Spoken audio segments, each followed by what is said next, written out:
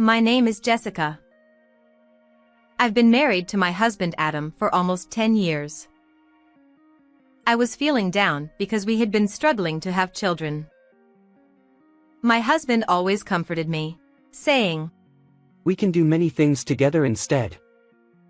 Even without children, let's enjoy our time together." We both loved traveling, so whenever we had time off, we would go to the beach.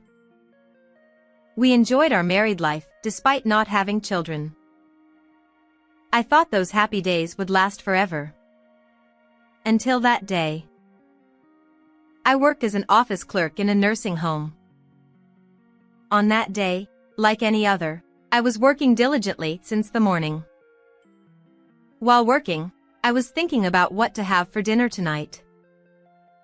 I remembered I had some potatoes and chicken left, so I decided to make roasted chicken. Just then, out of nowhere, "Ms. Brown." The manager suddenly called out to me loudly. I wondered what it could be. Did I make a mistake? Yes. I quickly responded, but I couldn't help but tense up. As I approached the manager's desk, the manager, in a panicked frenzy, rushed over to me instead. "It is urgent. Your husband." My husband? What about him? "Your husband collapsed at work. Forget about work, so hurry to the hospital, .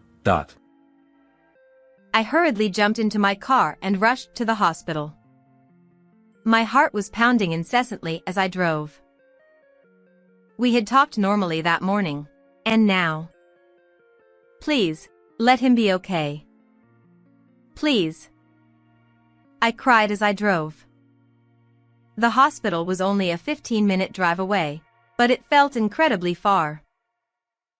When I arrived at the hospital, I ran to the reception. Then, I was guided to the designated treatment room. "Adam!" I screamed, but my voice never reached my husband. It was already too late. The treatment room was eerily quiet, with only the sound of medical instruments echoing. As I looked at the faces of the doctors and nurses, I understood the situation. A doctor approached me. "You're his wife, right? I'm sorry, but your husband." I broke down into tears. It seemed he had suffered a heart attack. The doctor explained more, but I couldn't hear anything beyond that. I can never see my husband again, even though we promised to be together forever. He's such a liar. This must be a dream. He must be playing a prank on me. That's what I thought. Then, I collapsed. When I woke up, I was in a hospital room. My parents were there, watching over me with concern. "Jessica, are you okay?" My mother gently held my hand. "Why am I in the hospital?" "Oh, right, I heard that my husband collapsed." And then, my husband. Through the haze of consciousness, I remembered and began to cry. My mother, seeing me like this, hugged me tightly, tears welling up in her eyes. I cried out loud. I didn't know how long I cried. I just kept crying, realizing that I had to accept the reality. My deceased husband wouldn't come back anymore. If I didn't properly send him off, he would be sad. I bit down my lips and vowed to myself that I wouldn't cry any further.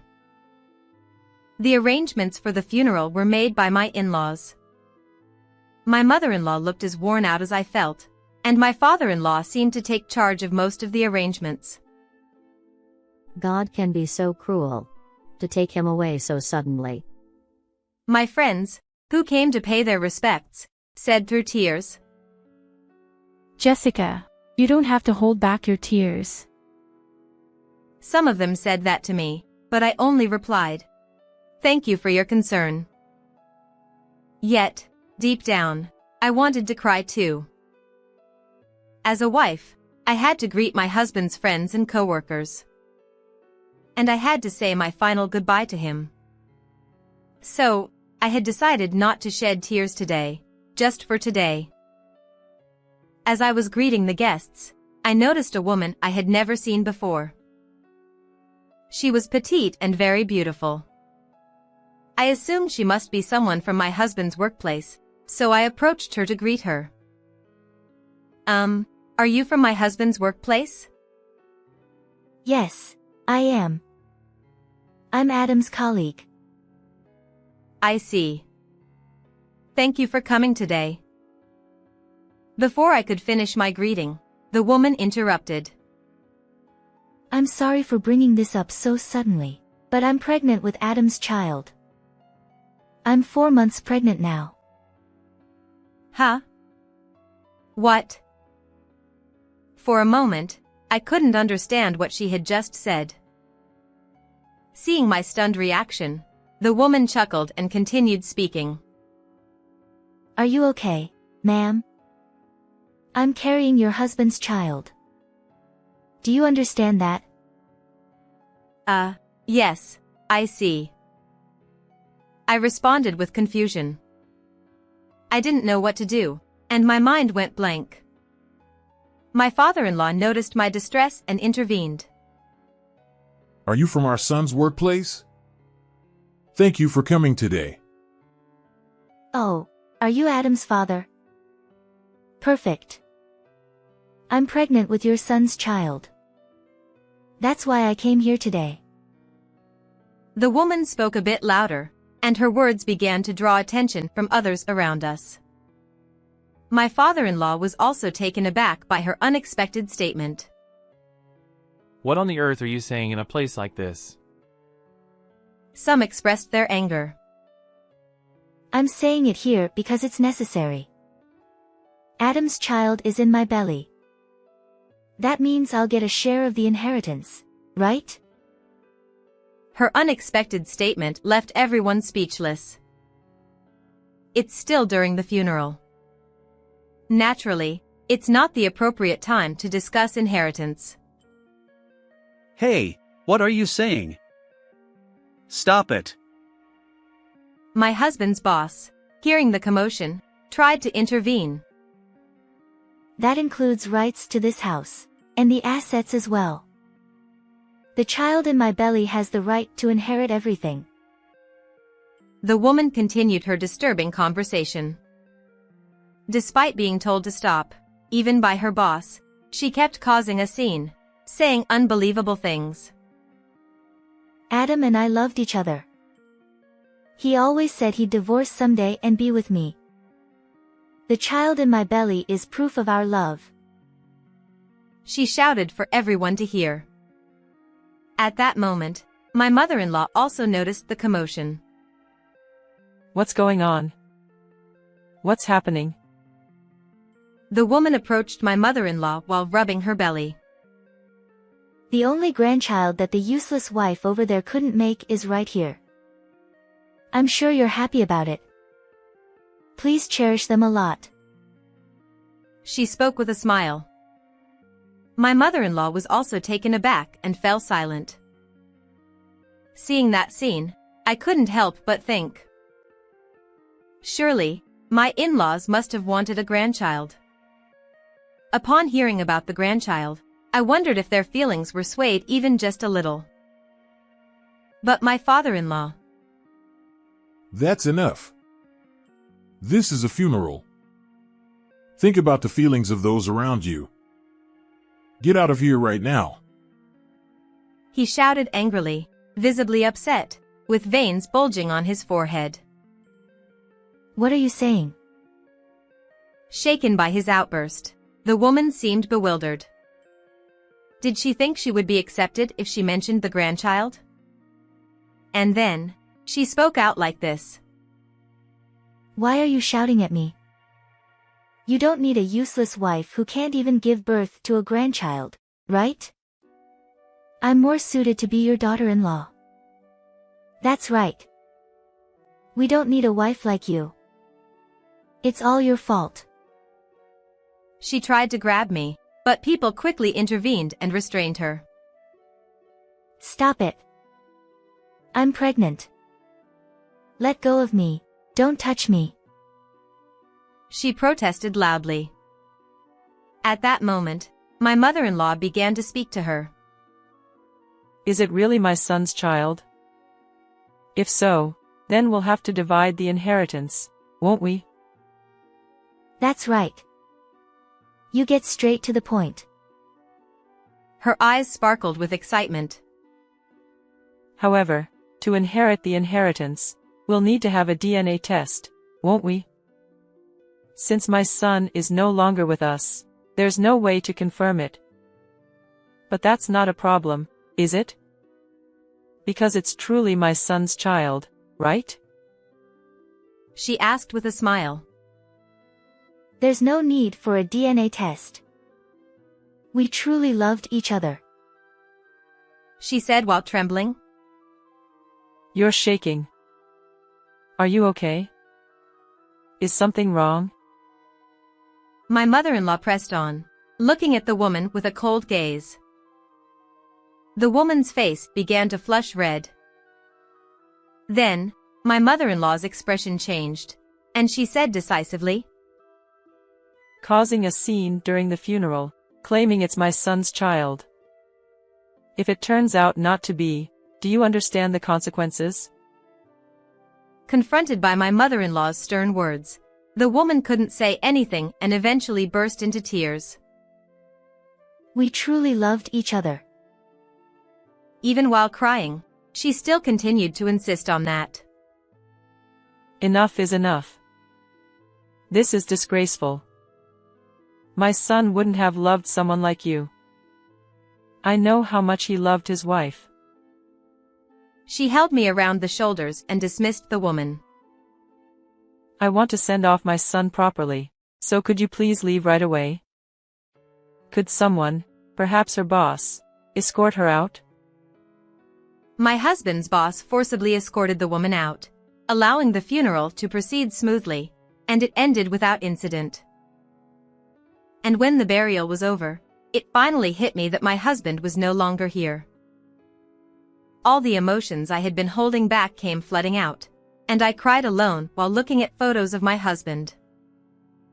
Later on, my husband's boss came to our house to apologize again regarding the incident with that woman. According to him, she had one-sided feelings for my husband and relentlessly pursued him without worrying about anyone else. She would always try to sit next to him at social gatherings and made constant advances towards him. However, my husband never reciprocated her feelings.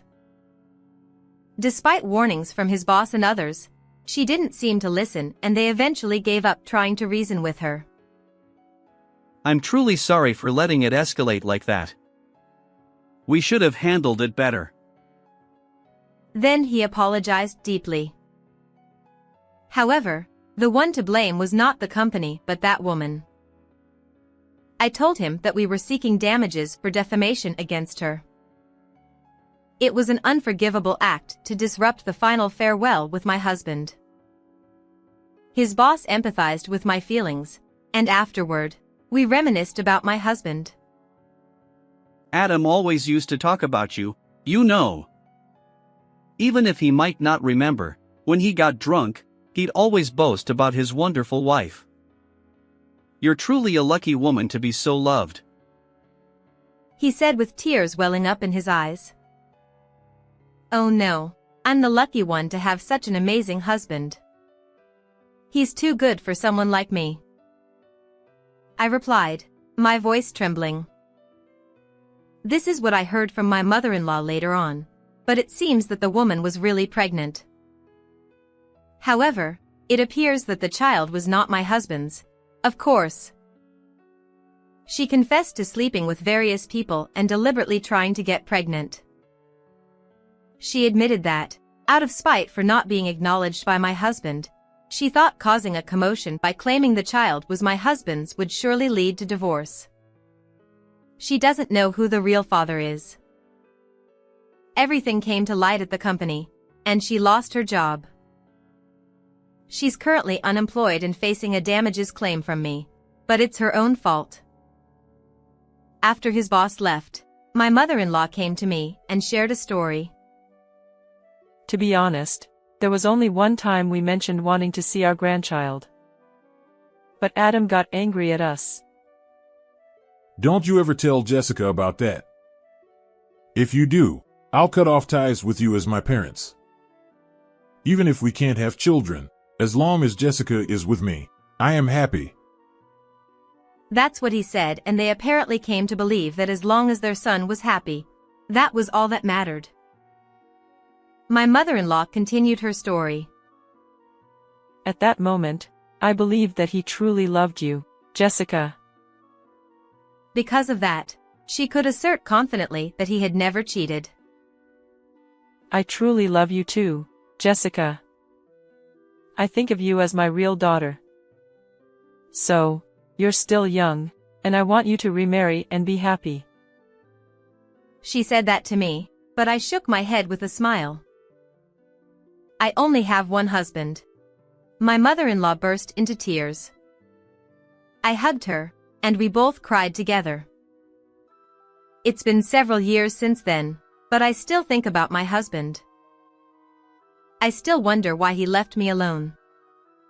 There are times when I honestly feel like there's no meaning to living in a world without him. But I have to keep living. My husband, who was an only child, is no longer with us, and I'm sure my in-laws are feeling lonely. I wanted to repay my parents-in-law in place of my husband. Today is the 40th anniversary of their marriage. I decided to surprise them with a cake. I also gave them a trip as a present, hoping they would enjoy it together. My in-laws were very delighted. Then, I thanked them for giving birth to my husband.